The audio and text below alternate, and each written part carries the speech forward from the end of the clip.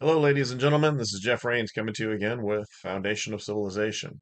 And I wanted to go over something today. Every once in a while, and I need to do this a lot more, but every once in a while, I'm going to go over some of the principles that I try to cover in my book. Today, I want to go over the decision-making process because uh, everybody has to go through a decision-making process, or it's how the brain, the computer, the big computer in our head works. It guides the body in what to do or not to do. So each day we engage in new actions. It is these actions that make up our lives. We move from one step to the next. It is people's interactions that make up our communities and eventually our nations and worlds. I mean, some of the actions that we have involve other people. Many of the actions are biological necessities. Got to eat, drink, hopefully bathe, uh, relieve ourselves. Most actions are mundane. I mean, cleaning, driving, working, eating, bathing, relieving ourselves. Our actions are results of years of training, having turned into habits.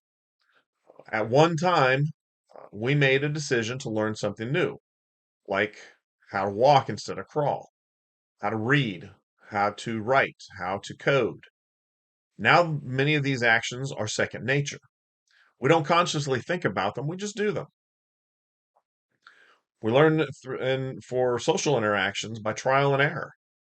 If we do or say something, the crowd around us responds. It is if our actions are out of place, we get a negative response, uh, and we learn not to do that again. If it is a positive response, we learn to repeat it. Somebody tells a good joke, they learn to tell a joke, or they learn how to tell a joke, or that when it's appropriate to tell jokes. This is where our learning gets interesting because many of the cues that we use for social interaction are nonverbal. Our habits allow us to save time and effort in our lives. We're able to get the results we want and need so that we can survive and thrive. After we have a sound basis for common habits, we move on to the rest of our lives. We go out to discover new things, visit new places, meet new people, do new things, discover a new skill, hobby, painting, singing, playing an instrument. We may learn how to. I know for some people it may not sound like a great skill, but an important skill: math, physics. When we go out and interact in these new things, we will receive a stimulus. Our brain takes over and goes through a decision-making process. And mind you, this is still kind of a rough presentation of how this works, just a real short presentation. But we receive a stimulus. It hits what's called our reticulated actuating system, or the RAS. The RAS elects to move the stimulus to the conscious for us to take action or not. Those actions I spoke about come into play again. Those habits that I spoke about come into play again. If we are experienced in some area, like say visiting African watering holes, we recognize when things are safe and when they are not. If we are inexperienced, we might walk right up to danger. Our RAS has no idea that crocodiles lurk just under the surface waiting for a stray animal to come by to eat, which in this case would be us. Similarly, if we were walking down a street in a large city, if we're experienced, we may see people who are just going about their business, or we may recognize the people who are out looking for someone to rob, to cause harm to turn into some kind of victim. Now, back to that stimulus. and say we were having a new experience.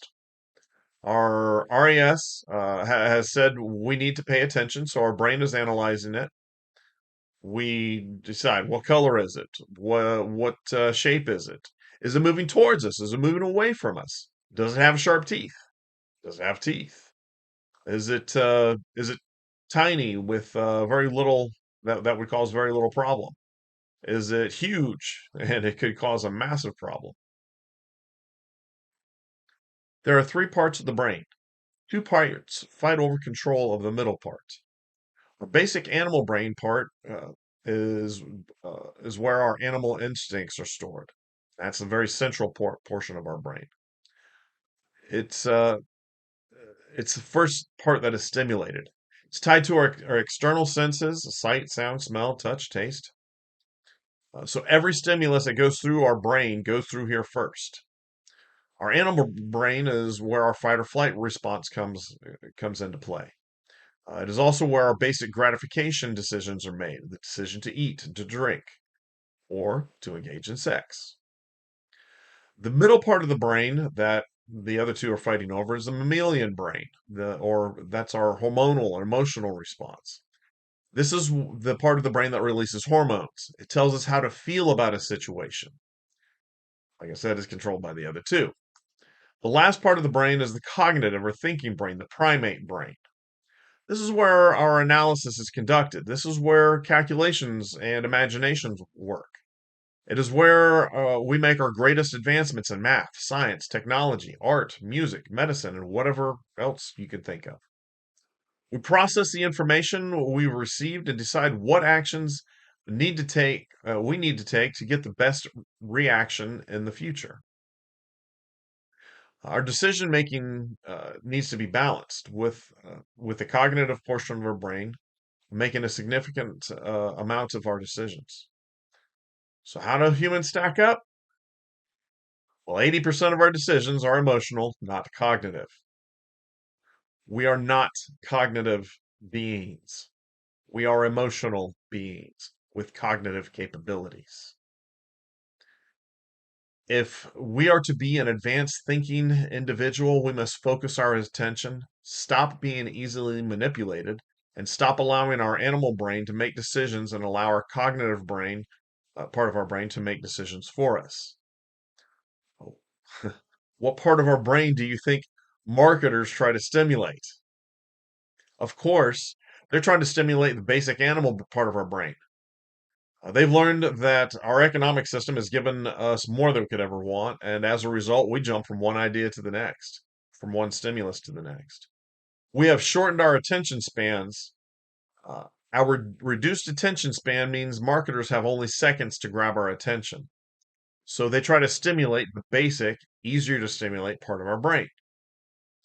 What part of our brain do you think politicians try to stimulate?